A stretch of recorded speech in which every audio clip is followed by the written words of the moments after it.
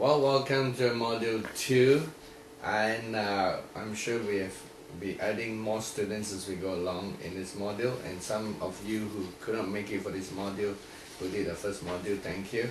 Those of you on Module 2, in this module we're talking about purpose, and purpose in the leadership book, which is tries to write from the perspective of a general knowledge or idea, non-religious basis, they put that as purpose. But for the Christian view, it's more in the area of vision. Leaders who have vision. Without a vision, as we know, the people perish. The scriptures that we have in this module are the areas of Acts chapter 5, verse 35 to 38. And it says here that there was a quotation by Gamaliel, who incidentally was a well-respected leader in the Sanhedrin Council, and he quotes and speaks about some historical events that took place prior to Jesus coming to the scene, something of which Matthew, Mark, Luke, John was silent on. If we read Matthew, Mark, Luke, and John, we would have thought that society at large was quiet, nothing much happening, until John the Baptist show up on the scene. But as far as the Bible is concerned, out in the headline secular news at that time, before John the Baptist came to the scene, before Jesus came to the scene, it was a headlines in that time that there was a guy called Theudas who claimed to be somebody, and he led aside nearly about 400 men in verse 36.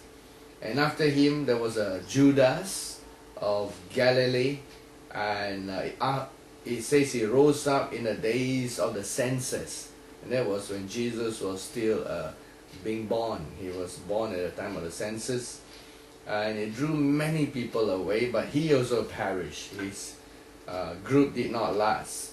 And so Gamaliel was speaking about groups that arise, that didn't last, and that fall off. And he was trying to illustrate that possibly, maybe, this group of the Christians that develop around Jesus might not last, but if it lasts and it is actually from God, that the Sanhedrin Council might be found going against God.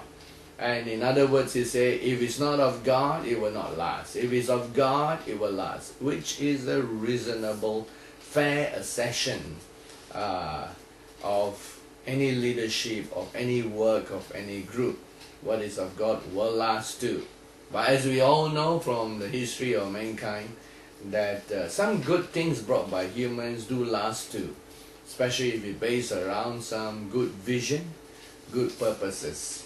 And some companies have been existing for a long time. They have learned how to develop and flow with different vision and different changes. For example, in regard to secular companies like IBM, it started as a hardware, software-based company. And of course, they make a major mistake when they let go the software and pass it on to development of an operating system to Microsoft, which was a small player in those days. And they didn't realize that one day software by itself would have been a big vision. And so when they kept to the hardware, but they kept some software in regards to the bigger, broader network basis. And so today they have also sold off their hardware portion.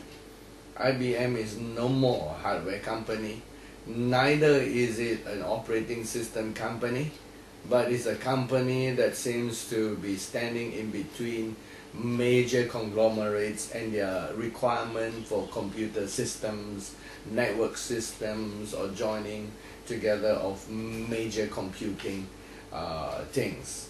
So we can see that it has existed as a company. If we hang on to just one thing, it would have failed, collapsed, closed down, or gone long ago.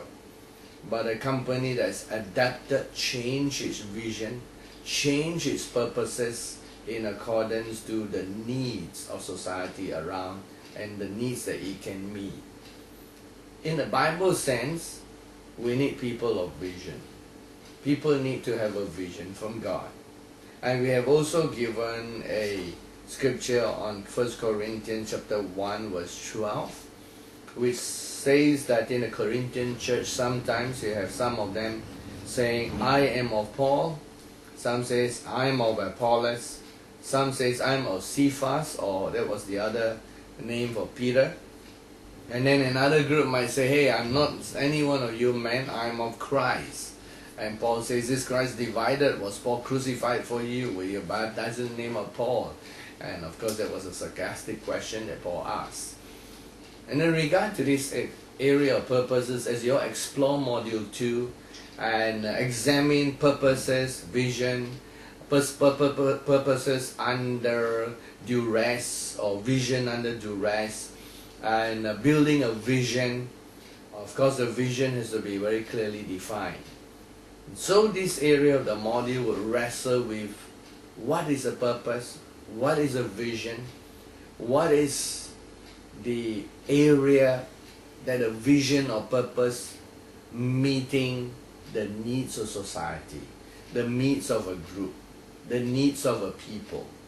If you have noticed, even in church development and church planting, the concept of mega church is a 20th century concept. Even though it's in the Bible, we know the book of Acts was probably a mega church. But the concept of accepting a mega church is actually a 20th century thing. And we have developed, we coined words for that. And that is something that meets our society's needs. Society today has supermarkets, hypermarkets, things that are done bigger and bigger. Companies are not just local, they're national, not just national, they're conglomerates. And the income of some companies are bigger than even the gross national product of a small country.